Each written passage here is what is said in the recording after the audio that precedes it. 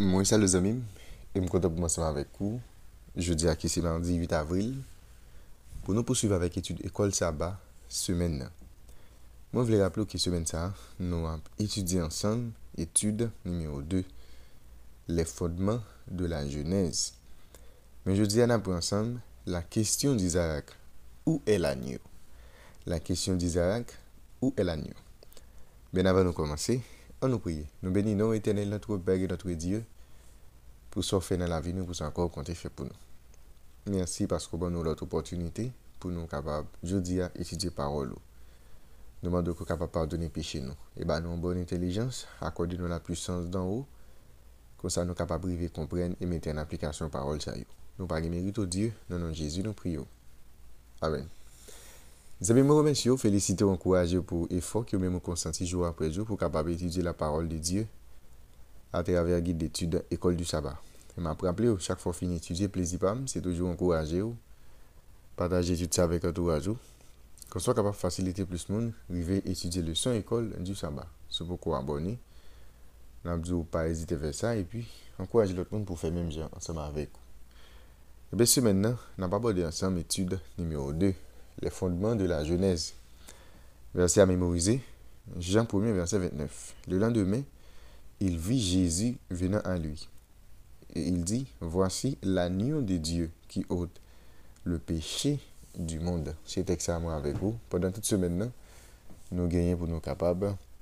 Qui est bien dans tête nous. Jeudi, c'est mardi 8 avril, nous apprenons ensemble la question d'Isaac, où est l'agneau?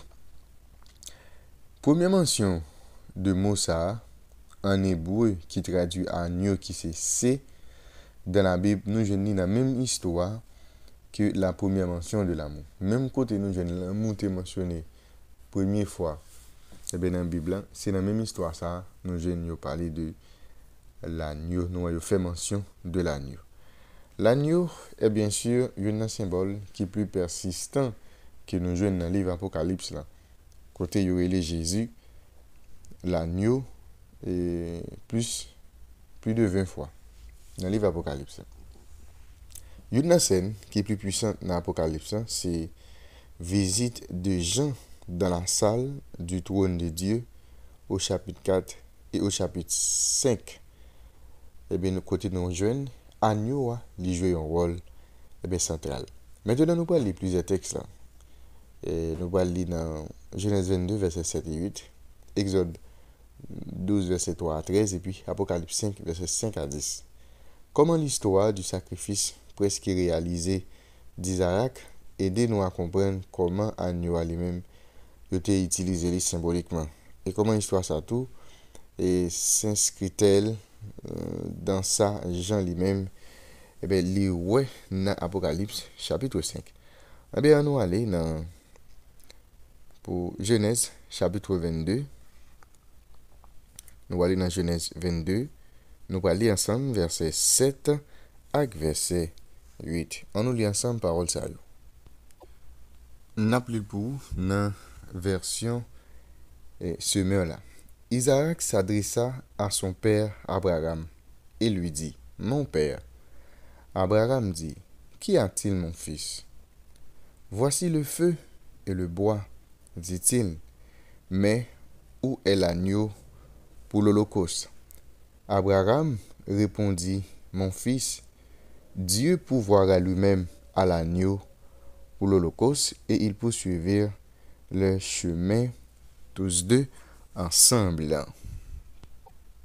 Nous poursuivons lecture dans Exode chapitre 12 verset 3 ou verset 13. Donnez à toute la communauté d'Israël les instructions suivantes. Le 10e jour de ce mois, que chaque maison ou chaque famille se procure un agneau. Si dans une maison, on est trop peu nombreux pour manger un agneau, qu'on s'associe à la famille voisine la plus proche en tenant compte du nombre de personnes. Et l'on choisira l'agneau en fonction de ce que chacun peut manger. Vous prendrez un agneau ou un chevreau sans défaut, un mâle âgé d'un an. Vous le garderez jusqu'au 14e jour de ce mois. Ce jour-là, tout l'ensemble de la communauté d'Israël immolera ses agneaux à la nuit tombante. On prendra de son sang et l'on badigeonnera les deux montants et le linteau de la porte des maisons où ils seront mangés. On en rôtira la viande et on la mangera cette nuit-là avec des pains sans levain et des herbes amères. Vous ne mangerez rien qui soit à la moitié cuit ou bouilli dans l'eau. Tout sera rôti au feu avec la tête, les pattes et les abats. Vous n'en garderez rien pour le lendemain. S'il reste quelque chose jusqu'au lendemain, vous le brûlerez. Vous le mangerez à la hâte, prêt à partir.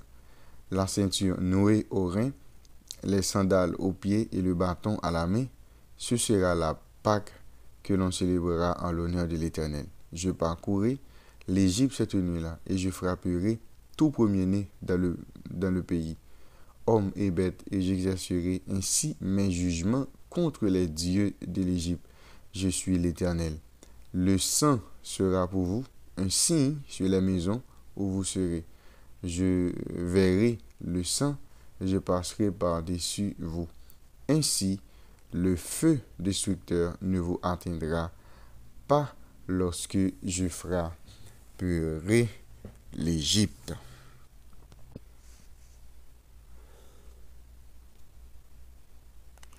Dernier texte que nous allons lire là, c'est Apocalypse chapitre 5, le verset 5 à 10. Alors, l'un des représentants du peuple de Dieu me dit, ne pleure pas. Voici, il a remporté la victoire, le lion de la tribu de Juda, le rejeton de la racine de David, pour ouvrir le livre et ses 7 sceaux. Alors, je vis, au milieu du trône et des 4 êtres vivants, et au milieu des représentants du peuple de Dieu, un agneau qui se tenait debout. Il semblait avoir été égorgé. Il avait 7 cornes et 7 yeux, qui sont les 7 esprits de Dieu envoyés par toute la terre. L'agneau s'avança pour recevoir le livre de la main droite de celui qui siégeait sur le trône. Lorsqu'il eut pris le livre, les 4 êtres vivants et les 24 représentants du peuple de Dieu se prosternaient devant l'agneau. Ils avaient chacun une harpe et des coupes d'or remplies d'encens qui représentent les prières des membres du peuple saint. Et ils chantaient un cantique nouveau. Tu es seul digne de recevoir le livre et d'en briser les sceaux, car tu as été égorgé et tu as été racheté pour Dieu grâce à ton sacrifice. Des hommes de toute tribu, de toute langue, de tout peuple, de toutes les nations. Tu as fait d'eux un peuple de rois et de prêtres pour notre Dieu, et ils régneront sur la terre. Eh bien, nous, en première mention, Mossa, qui c'est C qui traduit agneau dans la Bible, il est présenté sous forme d'une question que Isaac t'a posée. Où est l'agneau? Nous sommes dans Genèse 22, verset 7. Fait intéressant, c'est que le reste de la Bible répond avec question ça de manière très détaillée.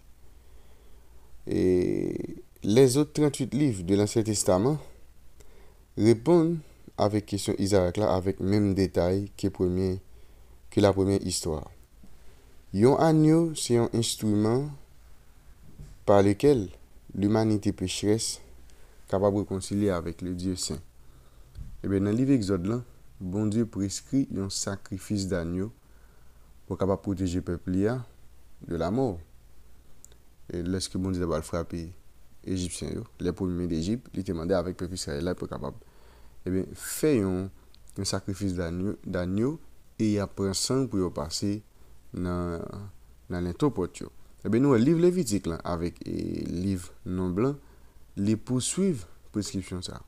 Et arrivé à Jésus, nous voyons Jean-Baptiste pour l'identifier Jésus comme étant l'agneau de Dieu. Dans Jean 1 verset 29 qui c'est verset pour mémoriser pendant la semaine. Et bien lorsque Jésus est allé à la croix, et bien tout rituel en Ancien Testament il y a un accomplissement. C'est-à-dire une fois Jésus mourit, tout rituel qui était fait dans l'Ancien Testament comme étant sacrifice d'agneau, et bien tout rituel ça il y a un accomplissement il paraît important encore pour que les hommes capables de pratiquer parce que il était annoncé Jésus qui a venu mourir. Une fois Jésus mourit, et bien et pratique ça n'est pas important encore parce que nous va le joindre et Paul qui va le déclarer dans 1 Corinthiens 5 verset 7 il dit Christ notre Pâque a été immolé. Christ notre Pâque a été sacrifié. Eh bien, question Isaac te posée, où est l'agneau? Eh bien, il y a une réponse ultime, non? Eh bien, en Jésus de Nazareth. Eh bien, l'agneau, eh bien, c'est Jésus-Christ. Eh bien, nous sommes parmi ceux qui ont été sauvés par l'agneau. Et à ce titre, nous sommes amenés dans la salle du trône de Dieu, dans Apocalypse chapitre 5. Eh bien, lorsque l'agneau a prend livre Célia, eh bien, toute créature humaine que non humaine, eh bien, ils chantent au digne pour capable prendre livre là et pour ouvrir sur parce que ou t'es sacrifié sur la croix, ou t'es immolé, ou t'es racheté, eh bien, pour Dieu, eh bien, par sang, et monde qui dans toute tribu, qui dans toute langue, qui dans tout peuple et qui dans toute nation. C'est ça qui est écrit dans Apocalypse chapitre 5, verset 9, il y a un texte que nous sommes lire dans l'étude jeudi. On réfléchit ensemble. Que vous enseigne la croix sur votre valeur en tant qu'être humain? Comment le fait de comprendre la croix devrait-il nous aider à éviter l'orgueil, l'égoïsme et la complaisance envers nous-mêmes? Eh bien, nous étudions dire après nous à connaître qui est-ce qui est agneau. Eh bien, véritable agneau, c'est Jésus, parce que c'est à travers le sang de Jésus que moi-même ou même nous sommes capables de gagner la vie éternelle. Avant d'aller, nous prions. Merci éternel notre Père et notre Dieu pour révélation parole. Et pour que jour après jour nous comprenions et mettre en application. Nous pas mérite au Dieu. Dans nom de Jésus, nous prions. Amen. Vous avez déjà, M. Bonne étude, bonne journée et à la prochaine.